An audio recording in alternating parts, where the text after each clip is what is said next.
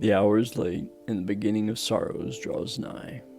It is far past time to lay aside errors of the religious doctrines of men and focus solely on the eternally settled word of the Holy One of Israel.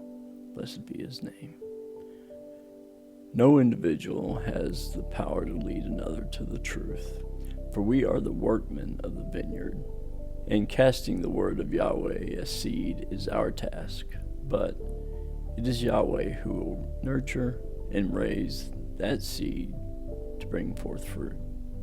We all have error in our doctrine, but if you begin with the false premise that he abrogated or amended his eternally perfect word, then your error multiplies exponentially. It can be likened to assembling a puzzle of a landscape by referencing the picture of a cityscape, Yahweh's creation versus man's creation.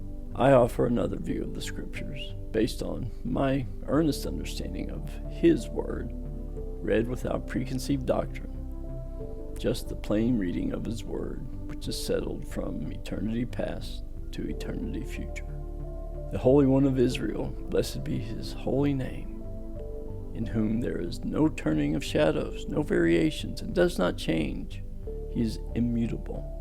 He who declares that diverse weights and measures are an abomination, and judges all by his eternal word. We are being called back to the Father and his way. The reunification of the kingdom draws nigh. Judah and Ephraim to be joined once again as his people, Israel. The prodigal son, aka Ephraim, the northern 10 tribes, house of Israel, Christianity, the house of Joseph, is to be gathered from the nations which they have been dispersed and sifted, grafted back into the vine tree that is Israel, returning and joining together with the older brother, Judah, Jews, Judean, house of Judah. This is why our Messiah, the Son of the only living Elohim, was not sent but to the lost sheep of the house of Israel. Ephraim walks in partial faith of the Son of Elohim, but denies the Torah covenant. Judah denies the Savior, but walks in partial obedience, the Torah covenant. Two sides of one coin, both sides corrupt. Both inherit lies and that which is of no value, even vanity. The hearts of the lost sheep truly love our great Elohim, but they give heed to the interpretation of blind shepherds instead of the plain meaning of his eternal word. Yahweh has continually forgiven by his great ocean of mercy, rebuilt, repaired, and restored his people, covenant, and kingdom. The time of his return draws nigh, yea, it is closer than many imagine. We seem poised at the precipice of the beginning of sorrows, which will lead to the time of the trial that comes upon the whole world. This time, also known as Jacob's trouble, is appointed to all who are not accounted worthy to escape these things.